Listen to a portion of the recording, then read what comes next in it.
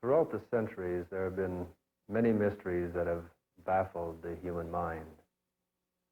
Reincarnation, ghosts, poltergeist, prophecy, extrasensory perception, healing. In this program, in our Mysteries of Time and Space series, we'll explore the mystery of UFOs and extraterrestrial visitation. My name is Brad Steiger. I will serve as your guide to this mystery of time and space. One of the basic questions that any thinking man or woman eventually asks is, are we alone in the universe? And people of our generation have not been the first to ask such a question of the mighty expanse of the heavens above us. Unfortunately, far too often, humankind has reflected its own negativism, hostility, and aggressiveness by portraying possible alien visitors as monsters from outer space, intent upon doing our planet great menace and harm. Recently, when a wave of mysterious cattle mutilations began to sweep the western United States, several investigators concluded that occupants from UFOs had to be responsible. When creatures such as Bigfoot are sighted, they are often linked to UFOs. If witnesses of UFO activity appear to suffer a certain peculiar kind of harassment, some researchers immediately suggest that sinister entities from other worlds or dimensions may be involved. While there may be many facets of mystery involved in the UFO enigma, those ufologists who seriously investigate such phenomena have begun to suspect a much larger, more profound purpose to it all. Although the newspapers in 1897 were filled with accounts of a strange airship that had perplexed thousands of eyewitnesses in the United States and overseas, and although it is quite likely that the UFO phenomenon has been with us ever since we became human, it was not until June 24th, 1947, with Kenneth Arnold's sighting near Mount Rainier, Washington, that the UFO mystery was reborn in modern times. For nearly 40 years now, the controversy over the UFO, its purpose, its place of origin, and the true nature of its involvement with Earth has continued to rage. Do they come from outer space? Perhaps from a neighboring planet such as Mars, or from farther away such as Andromeda, or the Pleiades.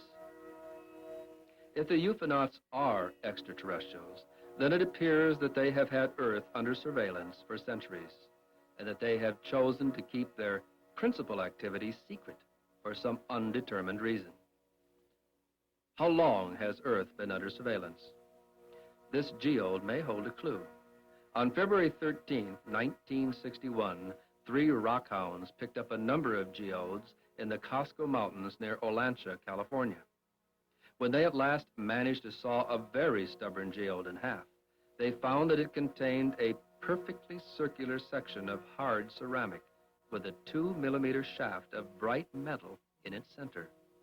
A trained geologist told them that the fossil incrustations on the outside were at least 500,000 years old. Whatever was on the inside of the nodule had to be a whole lot older. X-ray photos of the geode reveal an object definitely man-made. Sliced in two, we see a hexagonal metallic frame, a porcelain or ceramic insulator with a central metallic shaft.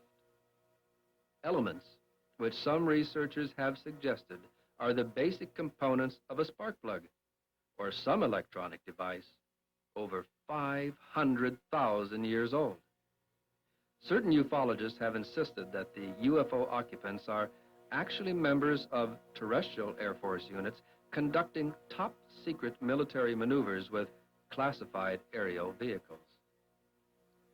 In the famous Socorro, New Mexico sighting by policeman Lonnie Zamora, the ufonauts gave us a glimpse of an insignia on the side of their craft and drove the U.S. Air Force cryptographers crazy, trying to match it with a craft of the U.S. Navy, a foreign power, or some vast military-industrial complex. A closely related theory to the military secret hypothesis has the UFOs belonging to a secret society of scientists, alchemists, who, centuries ago, developed an advanced technology which they have managed to keep hidden in underground or undersea cities. And that theory is only one step away from the hypothesis that suggests that both the UFOs and their occupants are nothing more than holographic projections or elaborate special effects that are being created by some unknown agency for some ulterior and as yet undetermined motive. A rather popular theory maintains that the ufonauts maybe are descendants from the future, actually studying us by using our present, their past, as a living historical museum. Time travel postulates all sorts of problems in physics and logic, but if it could be advanced far enough, this theory might explain such enigmas as the following. These man tracks were found in situ with the tracks of the giant dinosaurs. We are told that the ancestors of humankind are no older than 3 or 4 million years, yet the great reptiles became extinct 80 million years ago. Dr. Clifford Burdick has spent more than 30 years studying what appear to be human footprints in strata contemporaneous with dinosaur tracks. In 1975, Dr. Stanley Rhine of the University of New Mexico announced his discovery of human-like tracks in strata indicative of 40 million years old. Did time travelers from our future leave these tracks as they visited our mutual past in the time machines that we call UFOs? Or did that surveillance, of which we spoke earlier, begin millions of years ago? A related hypothesis states that the UFO entities come not from some other physical world, but rather from an adjacent space-time continuum. In other words, the UFOs actually coexist with us on Earth, but on another vibrational level. Well, if the dimensions ever cross, and quite obviously they do, or we wouldn't see UFOs at all, maybe the other dimensions hypothesis explains such artifacts as this beautifully wrought object that was discovered inside of solid pudding stone 15 feet below the surface near Dorchester, Massachusetts.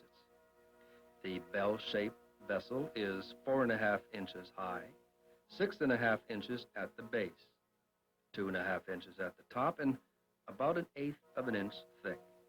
The metallic composition is brass with zinc, iron, and lead. The inlay is pure silver.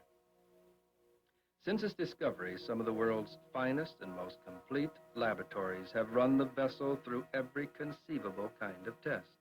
There is still no answer to its period of historicity or its origin.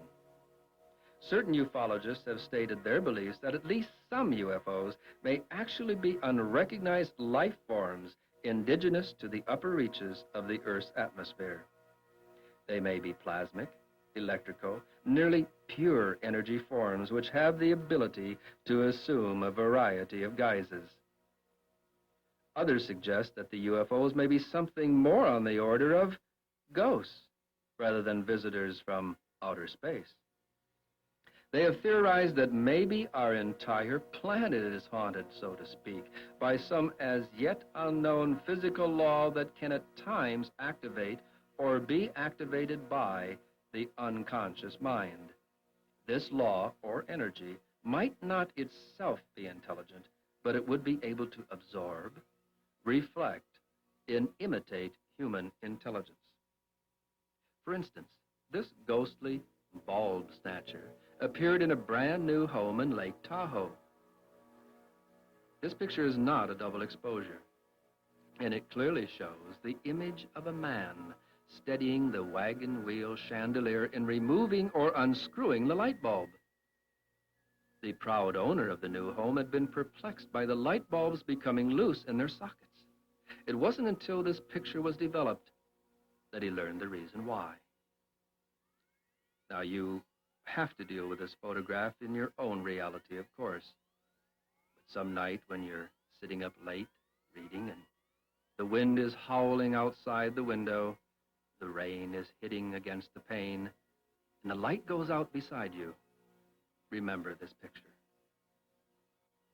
A somewhat more profound theory suggests that the UFOs may be quasi-real objects manufactured by the human collective unconscious.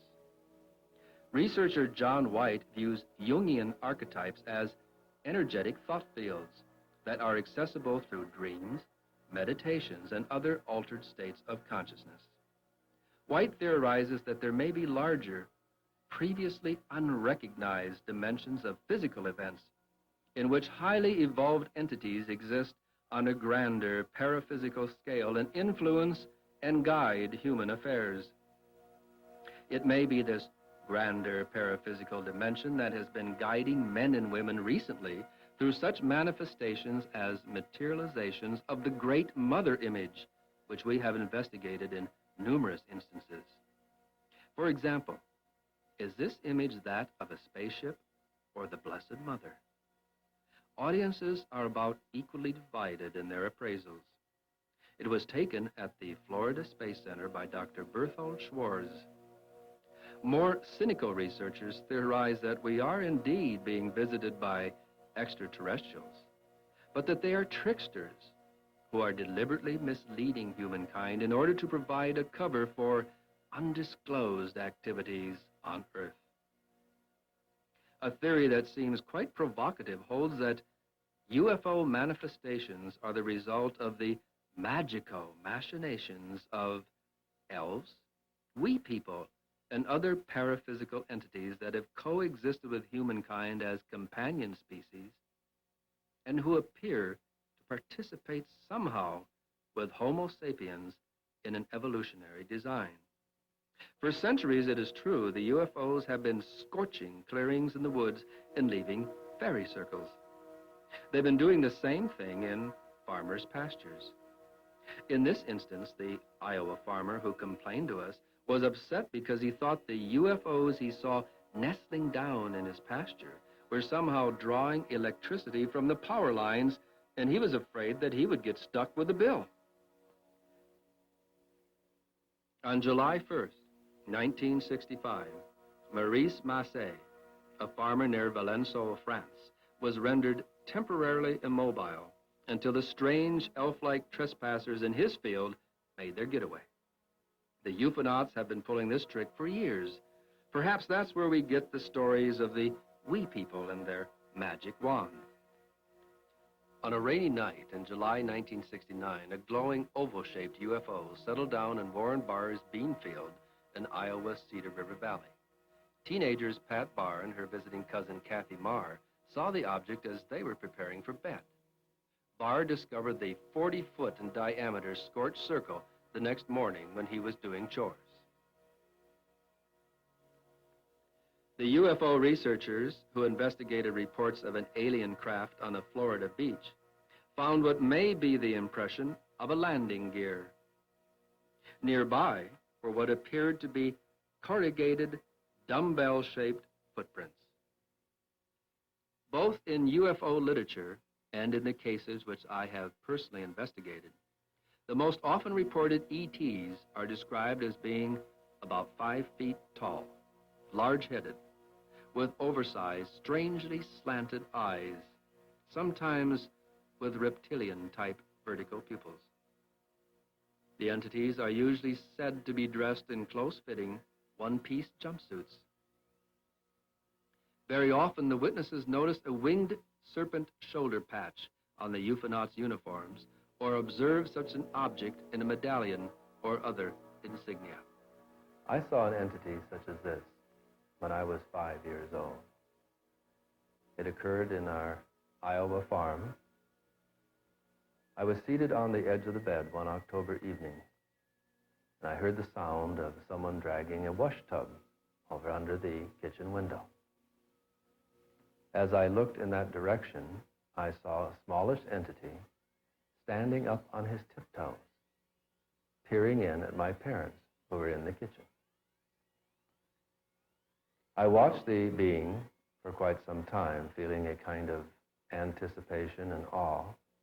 And then the watcher must have felt as though he being watched. And then he turned to look at me, and we made eye-to-eye contact. I have never forgotten the moment when we looked at one another eye to eye at a distance of probably 7 to 8 feet. It seemed as though the entity's eyes began to get larger and larger and larger. I became very tranquil, very much at peace, and then I knew nothing else until I awakened the next morning. This is the way Patrolman Herb Shermer sketched the UFO occupants he encountered outside of Ashland, Nebraska, shortly after midnight on December 3rd, 1967. They were from 4.5 to 5.5 feet tall, Shermer told us. Their uniforms were silver gray, very shiny. Their suits came up around their heads like a pilot's cap. On the right side of their helmets, they had a small antenna just above where the ear would be. Their chests were bigger than ours. They were built very wiry and muscular. Their eyes were the one thing that I will never forget. The pupil went up and down like a slit. When they looked at me, they stared straight into my eyes. They didn't blink. It was real uncomfortable. Their noses were flat. Their mouths looked more like a slit than a regular mouth. Betty and Barney Hill were returning to their home in New Hampshire from a vacation in Canada when they noticed a bright light in the night sky of September 19, 1961. Confused and unable to explain his distress to his wife, Barney unexplainably drove off the main road to a side road where they found 5 humanoids blocking their path. Then, as if they had suddenly become marionettes under another's control, Betty and Barney Hill found themselves being taken to the UFO by the humanoids. 2 hours later, the Hills were returned to their automobile, at which time the humanoids told them that they would forget all about their abduction. The remarkable confrontation with an alien species would probably never have been brought to public attention had it not been for 2 factors. Both Betty and Barney were troubled by bizarre, inexplicable dreams, and they had discovered an unaccountable 2-hour gap in their journey home from Canada. A common pattern for confrontations with ETs might be sketched out in the following way. 1, the witness observes a craft landing and beings emerging from its interior. 2, when the beings notice him or her, the witness very often becomes panic-stricken and may even enter a state of shock. 3, as the entities approach the stunned person, the witness now experiences a state of tranquility. 4, the witness becomes aware of a process of communication, either telepathically or verbally, occurring between himself or herself and the UFOnauts. 5, the beings return to the craft, occasionally after taking some object from or leaving some object with the witness. 6, the craft lifts off into the sky, whereupon the witness may lapse back into his or her former state of fear or confusion. Such a pattern as the one that I have described above has led me to speculate that the UFO entities may be able to transmit tranquility to the witness only when in close range. Perhaps the reason for this lies in vibrations or feelings that emanate from the UFOnauts' auric bodies rather than a telepathically transmitted message of peacefulness. On October 17, 1973, Jeff Greenhaw, police chief of Falkville, Alabama, responded to a call about a spacecraft with blinking lights. Chief Greenhaw was unable to locate the alien vehicle, but he did see a creature dressed in metallic spacesuit standing in the middle of the road. According to Greenhaw, I got out of my patrol car and said, "Howdy, stranger," but he didn't say a word. I reached back and got my camera and started taking pictures of him. The entity didn't seem to mind posing for the camera, but he ran away when Chief Greenhaw turned on the blue light atop his cruiser. Late in the afternoon on November 5th, 1975, 7 Forest Service workers were returning from woodcutting work in the White Mountains of northeastern Arizona when they spotted a large, glowing, oval UFO hovering over a clearing. 22-year-old Travis Walton did not hesitate to walk nearer for a careful inspection of the object. The tall young man was standing directly beneath the vehicle when a ray of blue light beamed down and struck him. The last thing the 6 young men in the truck saw before they floored the accelerator and fled the scene was the sight of Travis Walton spread-eagled at the end of a blue ray. There would be no more Travis Walton for 5 days until he called his brother Bruce from a telephone booth on the outskirts of Heber, 12 miles from the spot where he had disappeared. One of the most thoroughly researched and most controversial ET abduction cases in modern times was launched when Travis Walton told the press that he had been aboard a UFO all that time. The entities were about 5 feet tall, Walton declared. They had large golden eyes set beneath domed foreheads. Although he never saw their small, compressed mouths open, he was aware of communication from the entities through telepathy. In the late 1960s, I presented my hypothesis that the reason why the most frequently reported UFOnauts resemble reptilian or amphibian humanoids may be because that is exactly what they are: highly evolved members of a serpentine or semi-aquatic species. A provocative theory is that the dinosaurs didn't really vanish, they evolved into a humanoid culture that eventually ran its course or was destroyed in an Atlantis-type catastrophe, perhaps just after they had begun exploring extraterrestrial frontiers. The UFO occupants seen today, then, may be the descendants of the survivors of that reptilian culture who are returning to monitor the present dominant species, Homo sapien sapiens, on the planet. Or, as an alternate hypothesis, today's UFOnauts may be a highly advanced reptilian humanoid culture from an extraterrestrial world. These serpent people would have evolved into the dominant species on their planet millions of years ago and would have become space explorers eons of Earth years ago. These same reptilian humanoids may have interacted in our world's evolution as genetic engineers, culture bearers, and silent observers of our resultant progress as a species. I have developed this hypothesis considerably for my book, The Seed, so I was delighted when I received word that Dale Russell and Ron Sequin of Canada's National Museum of Natural Sciences at Ottawa had fashioned a model of a humanoid dinosaur using Stenotchosaurus inequalis as their inspiration. Stenotchosaurus, according to Russell, had a rather large brain and eyes with overlapping visual fields. The 90-pound dinosaur also walked on 2 legs. and it appears to have had a partially opposable thumb on its three-clawed hand. The result of such scientific speculation was an astonishingly human-like creature that Russell terms a dinosauroid. The creature stands 4.5 feet tall, has a large domed head, green skin, and yellow reptilian eyes. It should probably have had ears, Russell conceded, but the effect would have made it appear too human. As it is, the dinosaur man on display at Canada's National Museum of Natural Sciences almost exactly fits the descriptions of ufonauts provided by thousands of men and women throughout the planet who have reported their close encounters with ETs. In the summer of 1982, producer-director Steven Spielberg introduced theater audiences to an extraterrestrial entity who literally lives on the love energy and who is apparently a member of a species that has been monitoring our planet to check out the soil and the flora and fauna. ET is definitely in the amphibian reptilian mold, and the motion picture is an excellent device for teaching young people to respect intelligences that may appear very different from them in physical structure.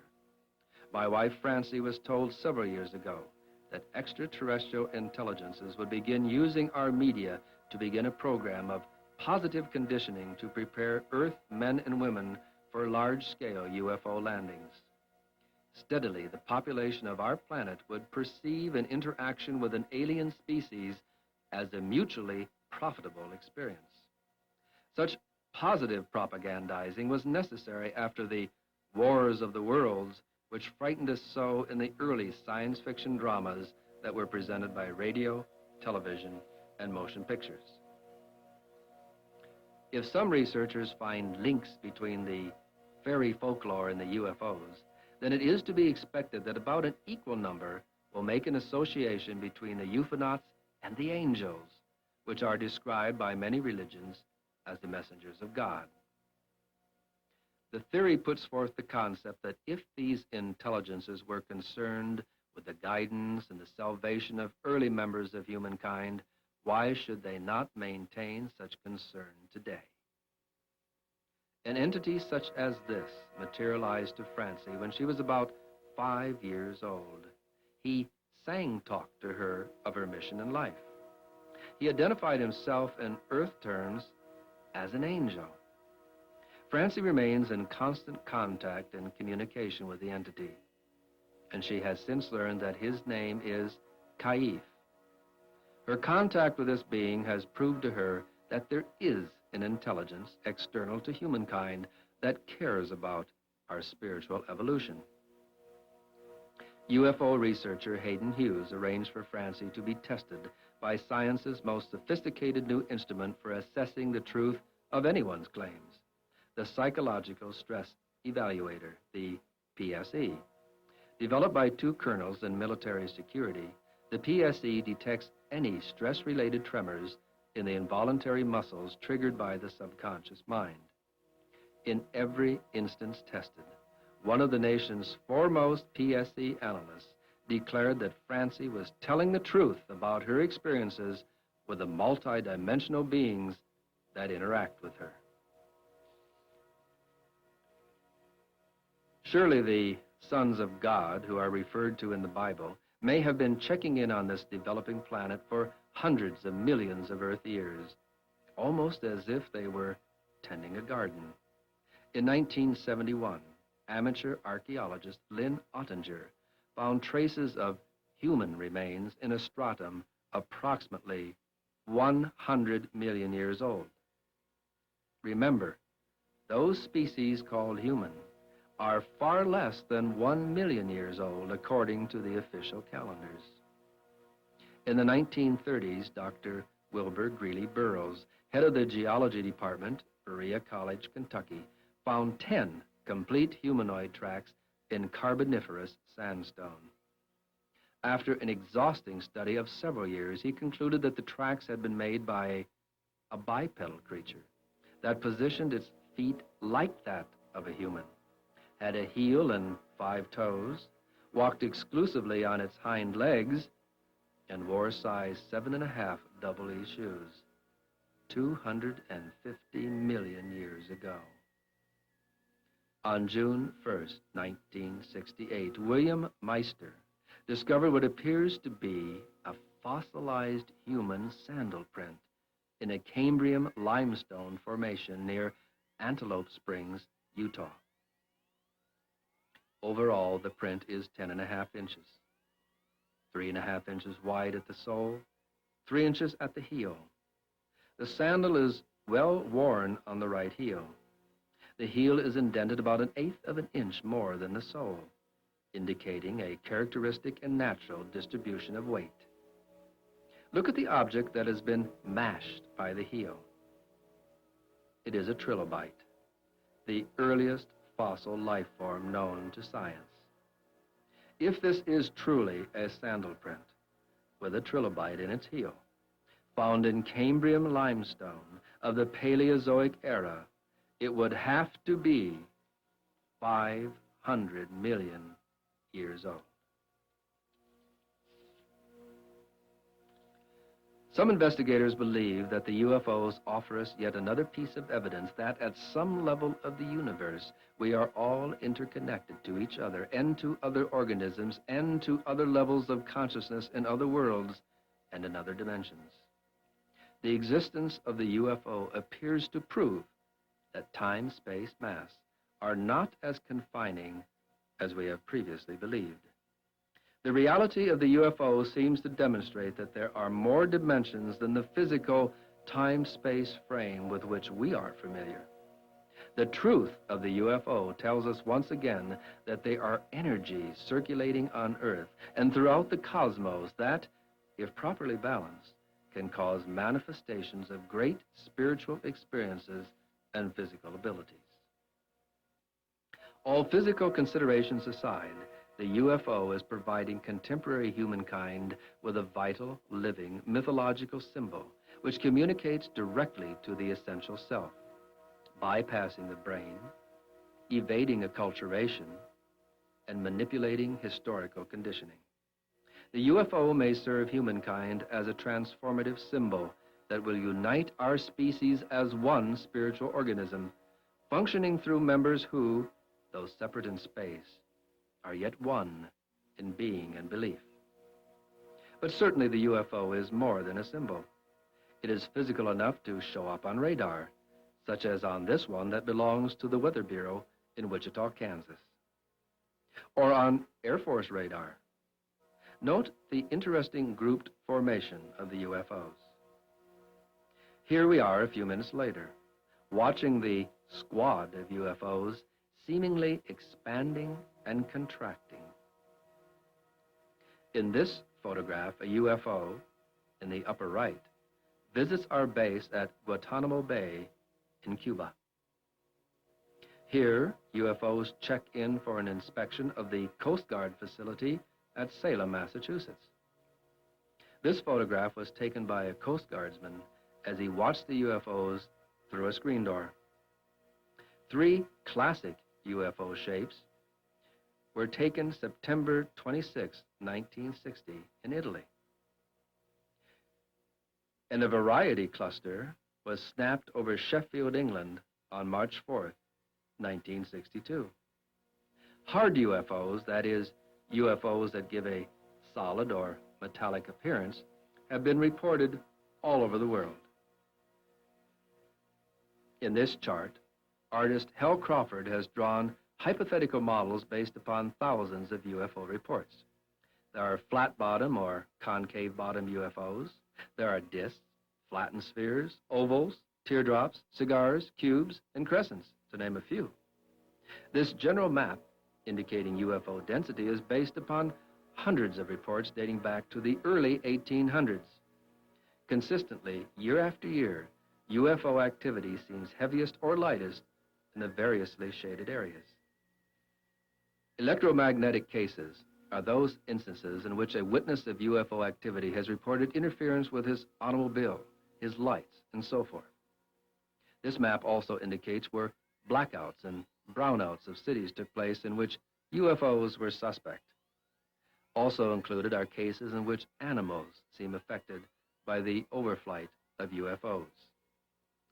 Electromagnetic activity has occurred in these areas in what would seem to be cyclical patterns. This map represents those areas in which UFOs have been seen touching down time and again. Although humanoid entities and UFO occupants have been reported in every state, there appear to be specific areas which they favor in what seem to be cyclic patterns. Again, this map is based upon hundreds of sightings which date back to the early 1800s.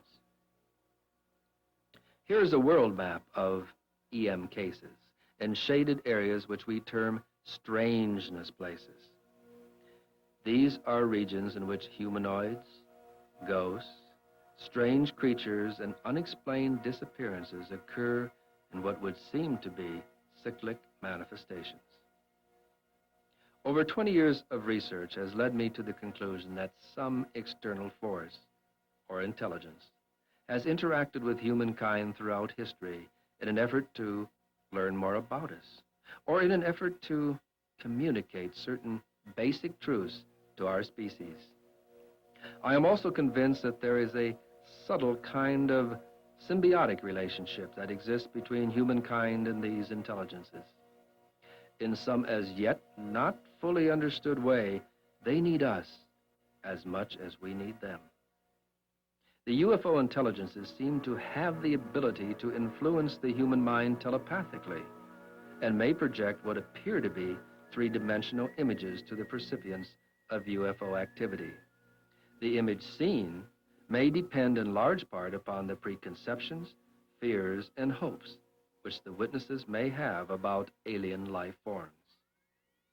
That is why some witnesses of UFO activity may identify the intelligence as an invader from outer space, or a bug-eyed monster, or a light being.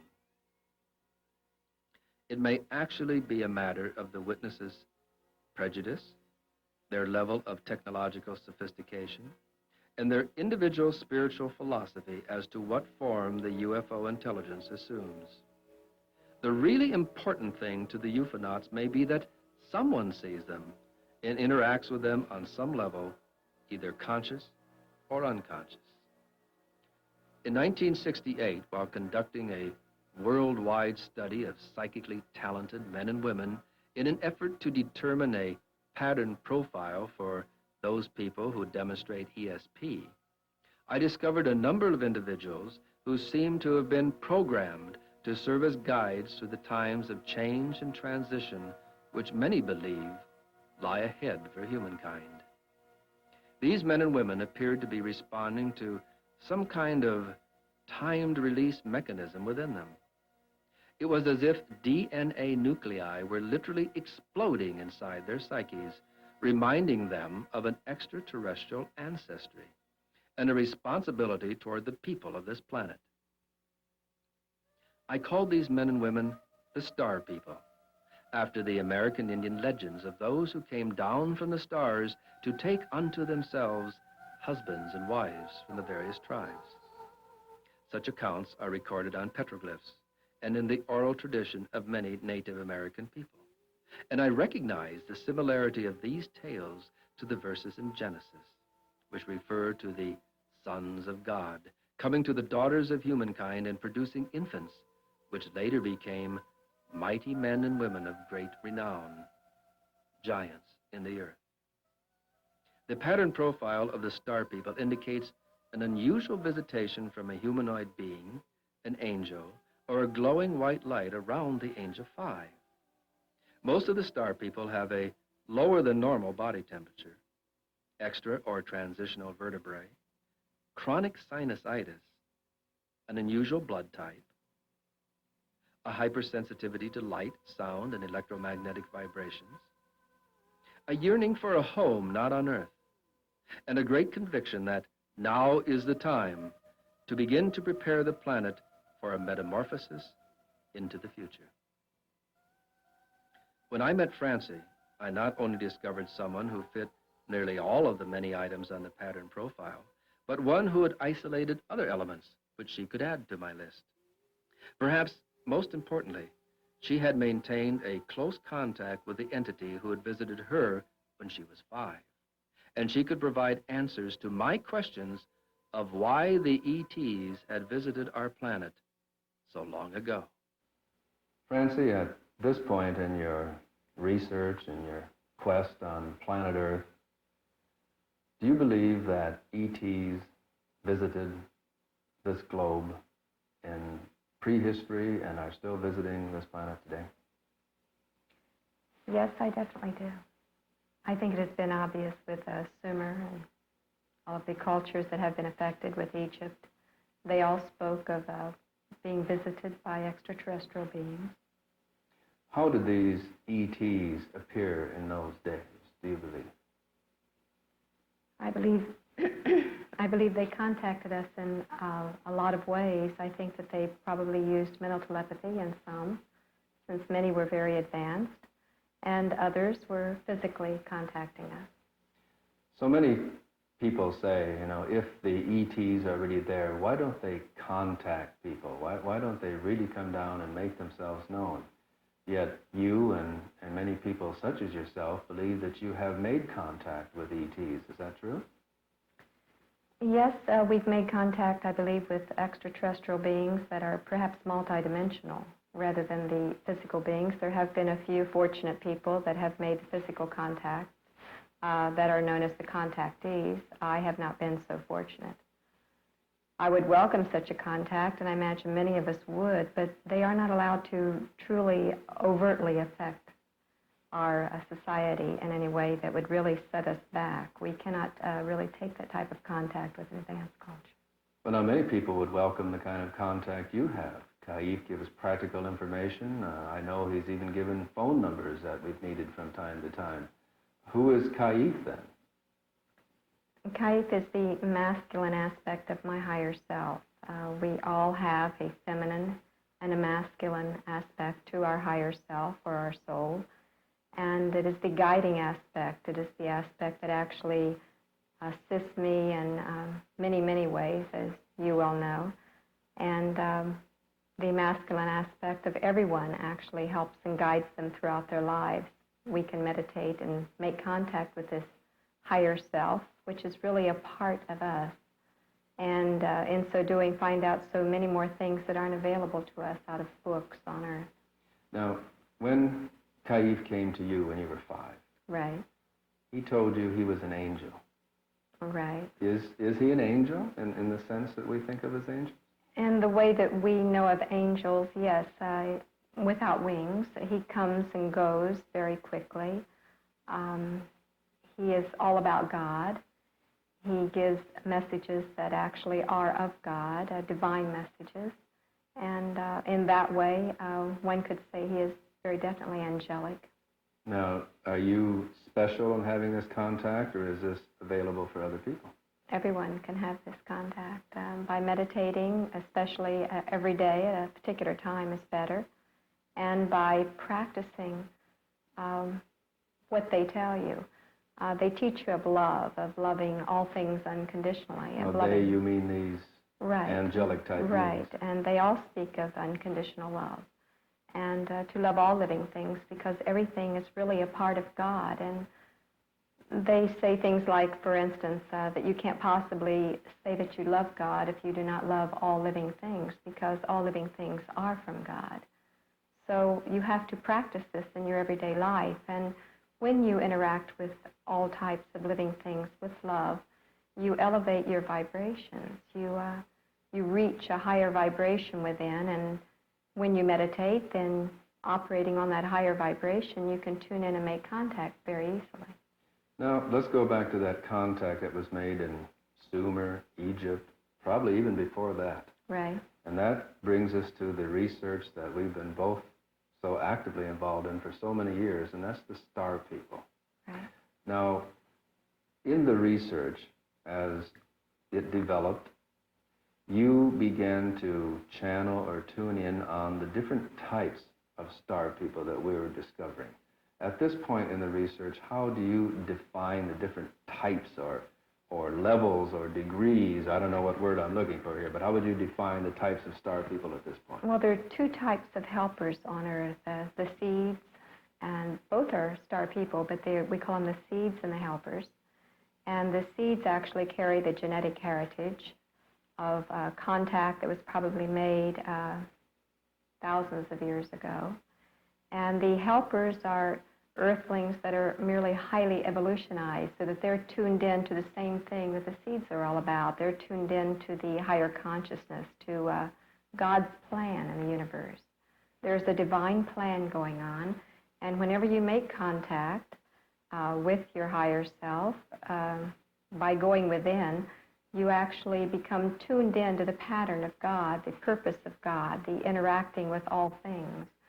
And when you interact in such a way, you gather the vibrations of a higher nature, which is the whole purpose of being, which is the divine plan. And these star people are about spreading the divine plan of God, so that we all fulfill our destiny. Well, what now if someone comes to you and says, well, you know, I don't have an extra vertebrae, my blood pressure is kind of high, my body temperature is normal, I'm obviously not a seed, and I'm not certain if I'm a highly evolutionized earthling or not. Can I be a star person, or is this some exclusive club that only people who were born that way or have a special blessing can All join? people can actually be star people, and that's what we're all about. We're trying to help everyone to reach a higher consciousness, to have a perspective of a holistic view of the world. The whole world is actually one human race, and we will all be as one when perhaps we reach a higher evolutionized type of standard of living, where all people join together and we share in the bounties of the earth. And we work together. It's perhaps a very beautiful picture that we are painting, but it is one that we can achieve and that we will achieve in the very near future, because we're going to have to achieve it. We're going to have to achieve it to survive.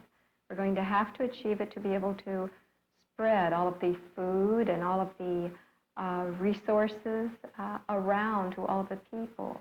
Otherwise, we're going to actually disintegrate eventually if we don't. If we don't work towards evolutionizing towards God, we will lead to our own destruction. Do you think when the ETs came here thousands of years ago that they had any particular plan in mind in regard to the planet?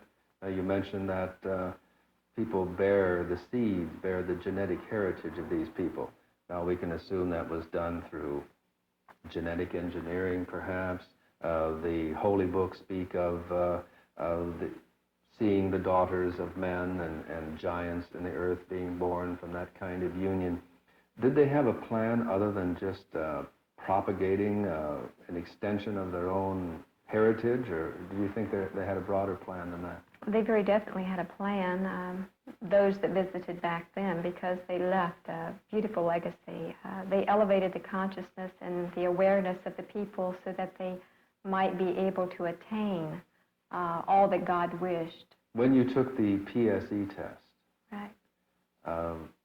That was a strenuous test, tested by a man in military security who developed the psychological stress evaluator. And in that test, you spoke of going to outer space, or going out into space. Right. And that indicated that you were telling the truth.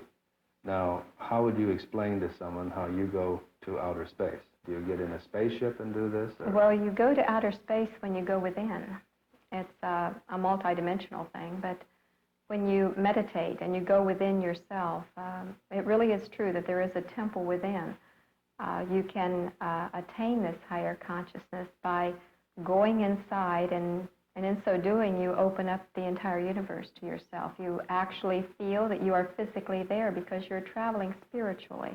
And it is the real you rather than the fleshly envelope that we occupy right now. The real you, many times you can look back and see the physical shell. And this has been reported by so many people, it almost seems redundant to say, but you can spiritually travel beyond the stars and the planets into a beautiful space where you'll receive teachings and awarenesses that aren't available here. Other people talk about going to outer space in UFOs after they've made contact. Do you think that kind of contact exists? I think it's very possible, since all things are possible under God.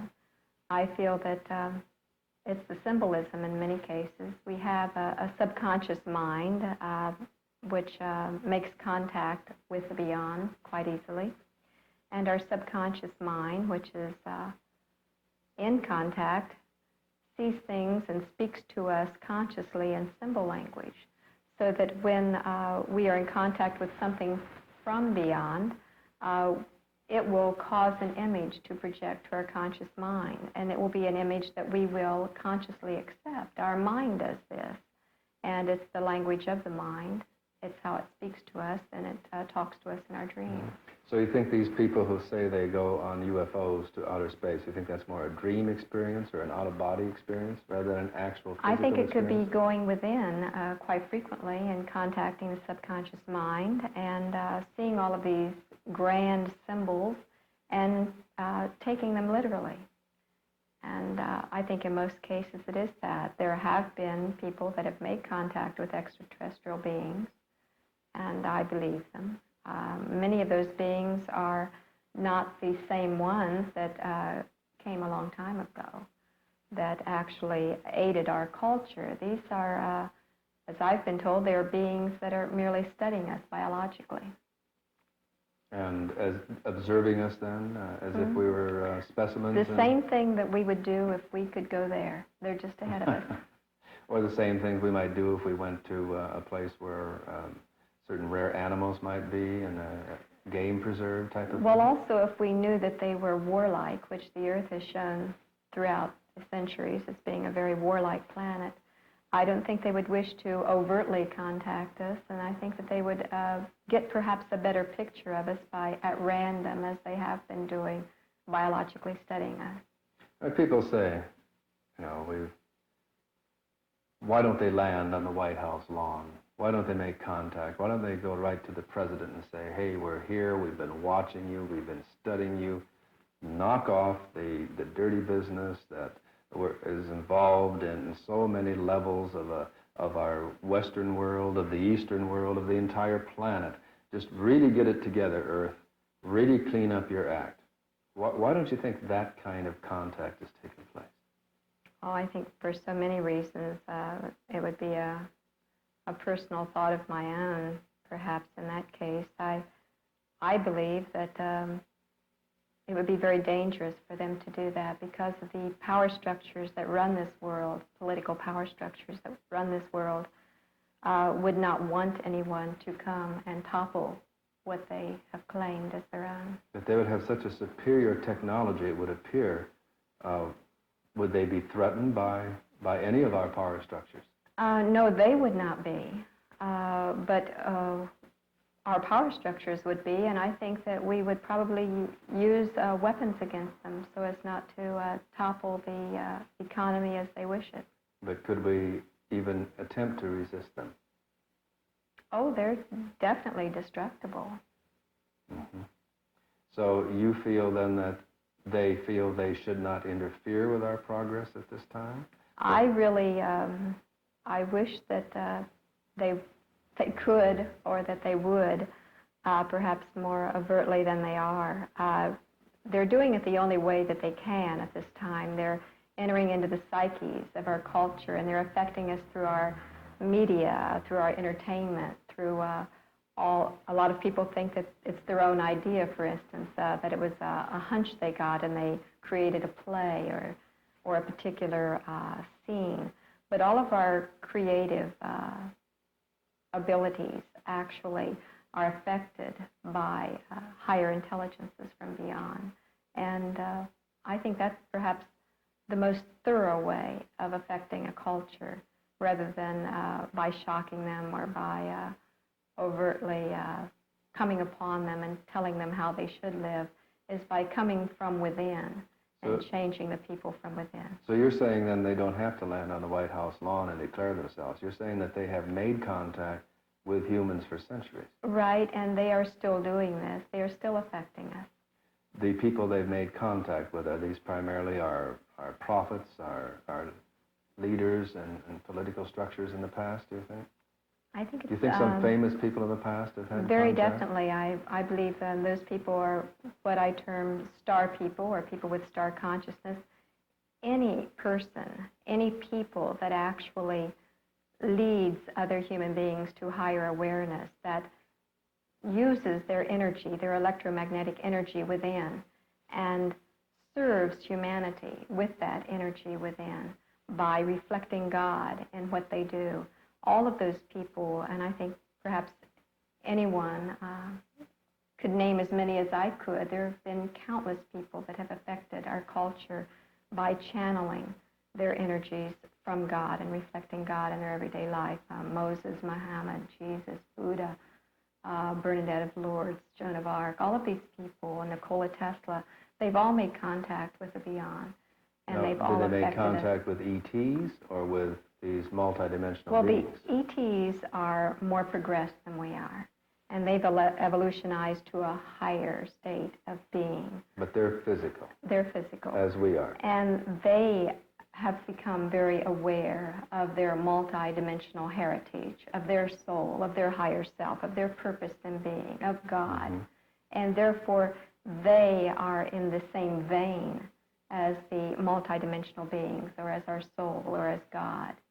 So I feel like it is really a multi-dimensional educational system that's actually been perpetrated upon Earth for countless years now. Do you think that the early humans in Earth's prehistory, when they were confronted by or confronted aliens, ETs, that they may have thought they were gods or angels?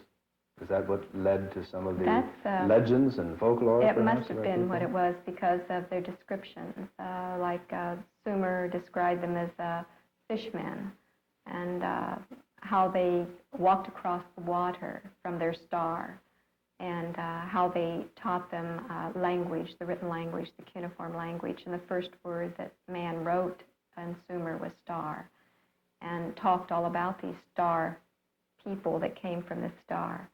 So I think that all of the cultures spoke of this and thought of them in perhaps their own, just as we would today, in their own understanding, whether they called them angels or star people or whatever. It was in their own language. Now, many people fear, and still fear, a war of the worlds. Many people feel that if ETs, aliens, come from another world, that they are here to do us harm, to enslave us, to take our world away from us. Do you think there's any danger of that? No, I really don't think that they would want it. So I don't feel there's any danger in them taking our world away. I feel that where they come from is far more advanced than our culture. I think they really just wish to aid us in raising our own awareness, and the only way that they can, because they're living their life and they must permit us to live ours and just try to help us along. You feel then that they're guiding us, perhaps giving us examples rather than planning to interfere and pull us into the future against our will, so to speak? Well, they're making us want to go into the future, those people that are aware enough to be able to walk towards the future. There are other people that, no, I don't quite know what you're asking. Okay, let's turn the question around a bit. Let's turn the question around. Okay. What level do you think our population is at this time toward accepting alien contact? Let's say that the aliens did land. Let's say that the aliens approached a group of men and women in certain structures of our society and said, "We are from another world. Take us to your leader." How do you feel that the average person in the Western world, we'll limit it, would react to alien contact? Well, I think after the Spielberg movies, a lot of people would probably be a lot more accepting of extraterrestrial contact. I feel that he has done a great deal to make us ready for this. Do you feel then that people would be more accepting, or do you feel that there would still be those who would get their shotguns and try to drive the aliens back to whichever planet they may have come from? Well, if you go into the backwoods of many places in the United States, where one is an alien, even though they're a United States citizen, someone can still get their shotgun and chase you away. There's always those people. Mm-hmm. But do you think the average technological sophistication has risen enough so that there would be a more friendly approach on the part of the average person, a more aware approach toward an alien? Yes, I think so. I think more people are accepting aliens and would interact with them in a friendly way. Now, when you were a child and you watched some of the movies that we saw when we were kids, The Blob. like the Thing. Blob and the Thing and the carrot that ate Detroit and those kinds of things, what was your reaction toward that depiction of aliens? I hated them. I hated those movies. I only went because I could at least see the first part of it, and I would cry inside because I thought it was such an unfair depiction, and it was always, I used to say, now how could that operate a ship? It has no hands, you know, how could it even get here? It was always so absurd. And the giant cockroaches that landed in London? I really resented it. Right. Now, we've seen a changing in our media toward aliens. We've seen, you mentioned the Spielberg film, E.T. You felt some years ago that there was going to be a more positive attitude in the media. What do you feel has brought that about?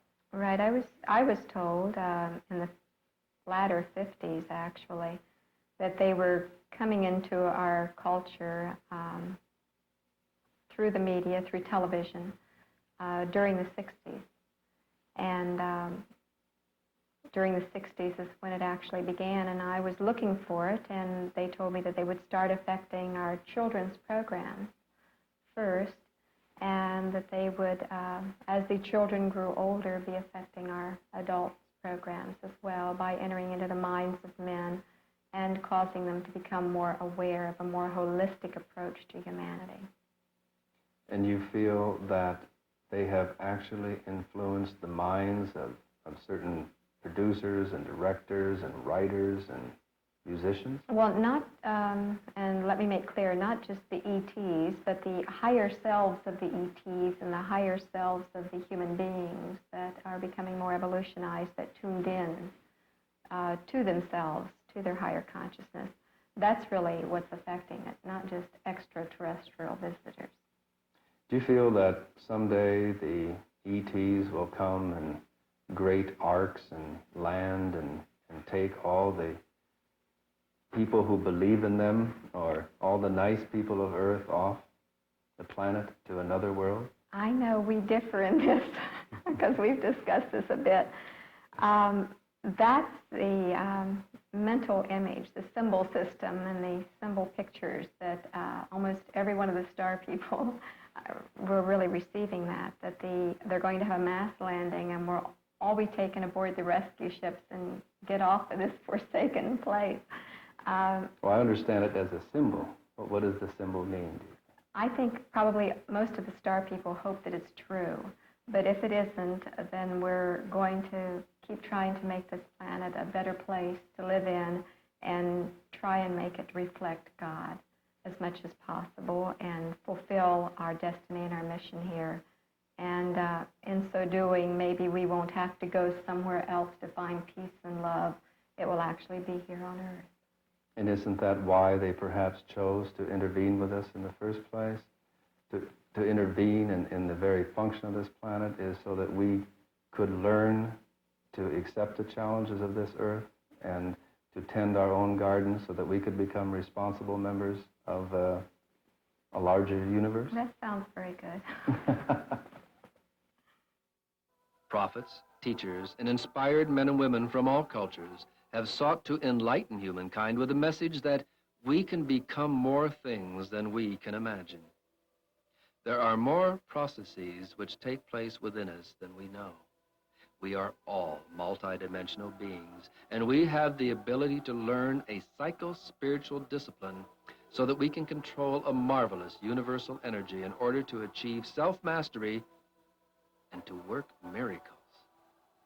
The Hindus named it prana, the Jews ruah, the Chinese chi, the Japanese ki, the Polynesians mana, the Christians the Holy Spirit. All people at one time or another have sensed an unknown force that underlies all paranormal phenomena and that permeates all life on Earth. The ability to control this energy exists in a dormant state in the psyche of every human being. Awareness is the key that unlocks the door to this limitless potential. In these remarkable photographs, we see Olaf Johnson, the psychic sensitive who participated with astronaut Ed Mitchell in the Moon to Earth ESP experiments during the flight of Apollo 14, demonstrating his control of the X-force under laboratory conditions. Together with other sensitives serving as batteries, Olaf levitates first a table, then a man. 6 cameras recorded the experiments on infrared film in the darkened parapsychological laboratory of Danish researcher Sven Turk.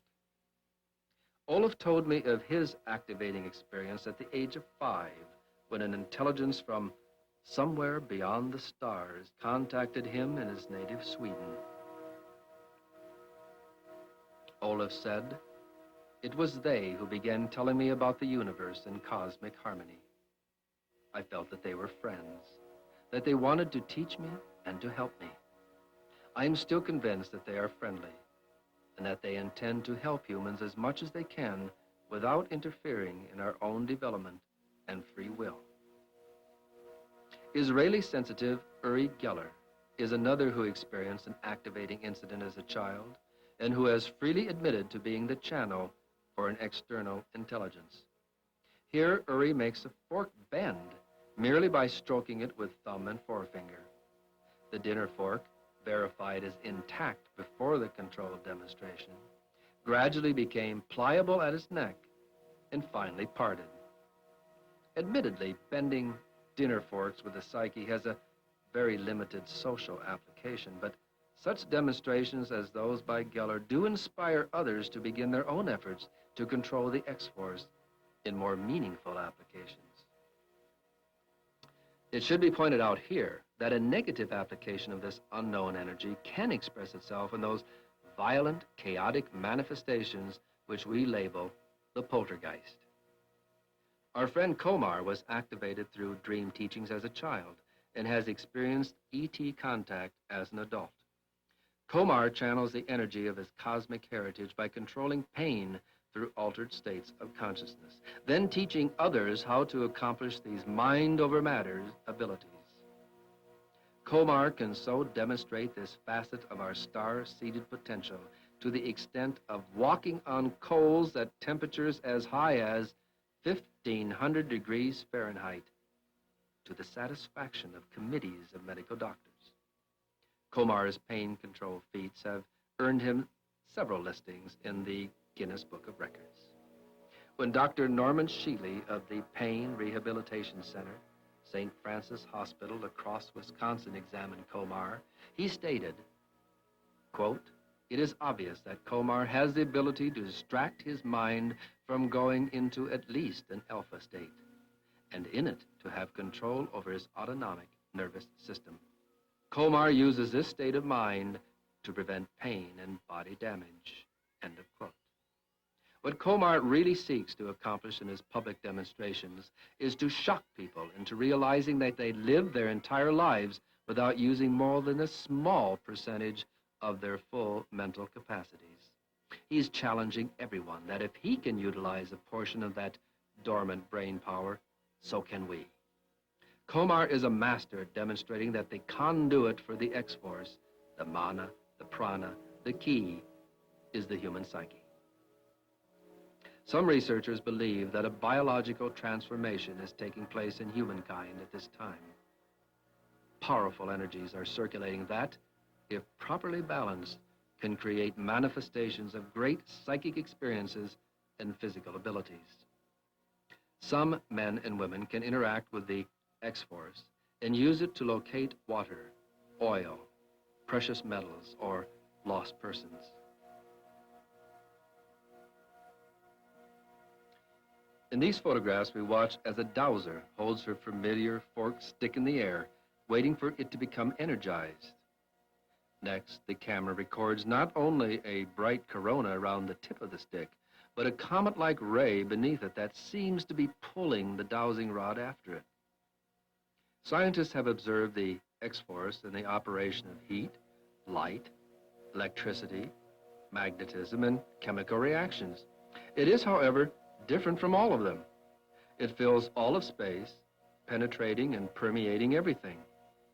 Denser materials appear to conduct it better and faster, and metal refracts it. Organic material absorbs it. This photograph represents a successful attempt to capture a man's aura on film. The aura is said to be that pattern of electromagnetic energy that surrounds all living things. The process known as Kirlian photography strives to provide yet another means of better defining humankind's multidimensional nature. At the same time, if certain colors in the aura can reflect changes in moods and in bodily health, then medical doctors will be equipped with yet another tool for treating emotional and physical disorders. Interestingly, the X-force appears to have its opposite number. The life-giving energy is seen as blue and gives a cool, pleasant feeling. The disintegrative energy is reddish and creates a feeling of heat and unpleasantness.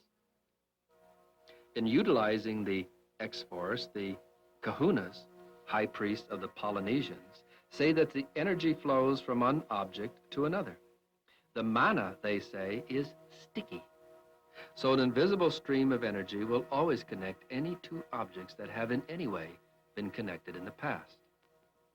This is the basis of what is known as sympathetic magic.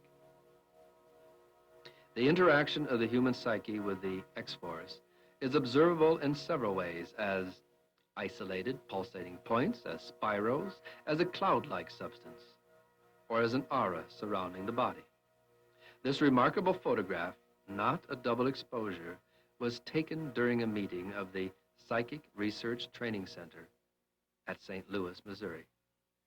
Maureen Garger, a healer, had as her goal the releasing of energy into a man who was sitting several feet in front of her.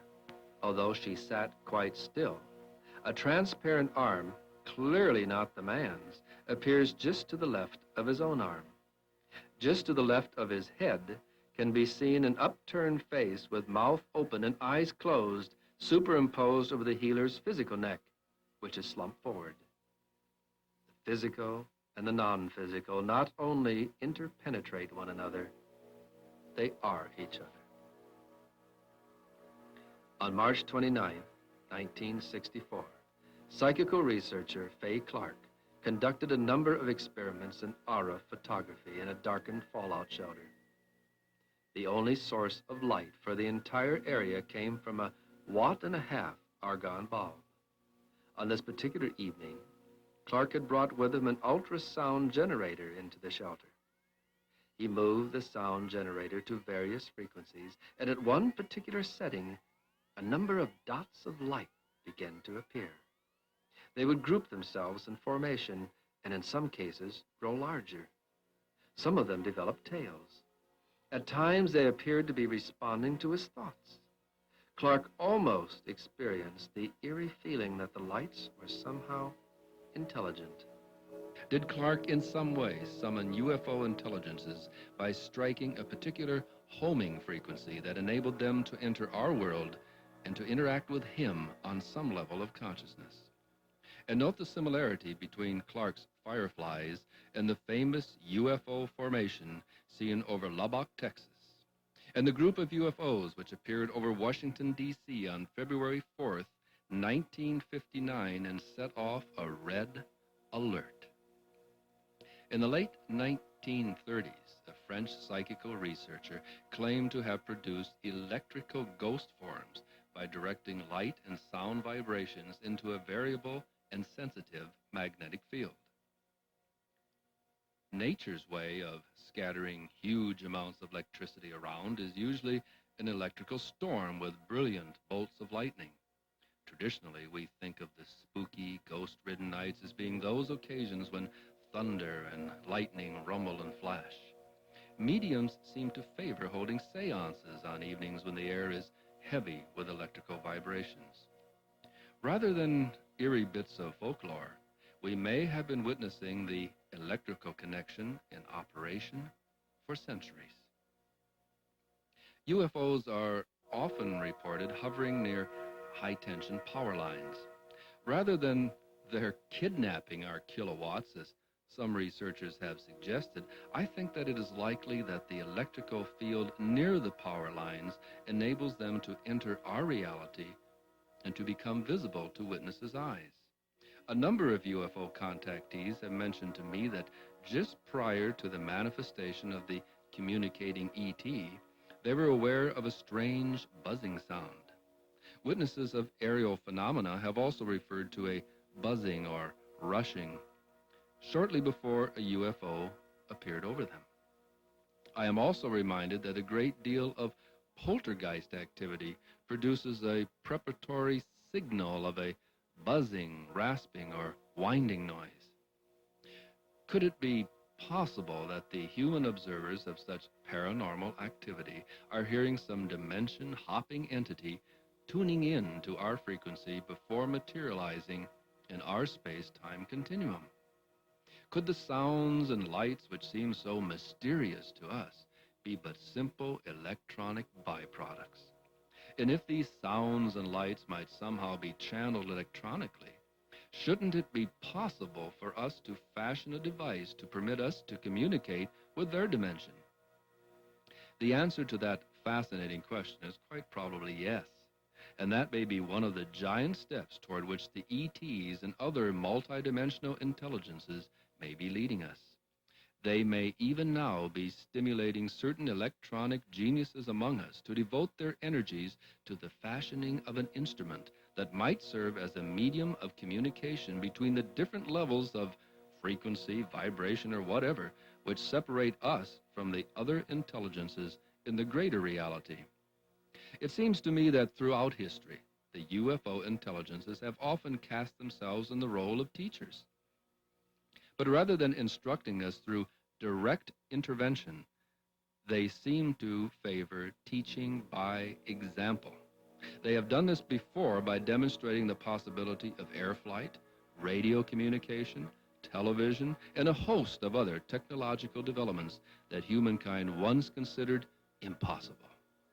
At this moment in our scientific progression, the UFO intelligences may be demonstrating the possibility of dematerialization and rematerialization.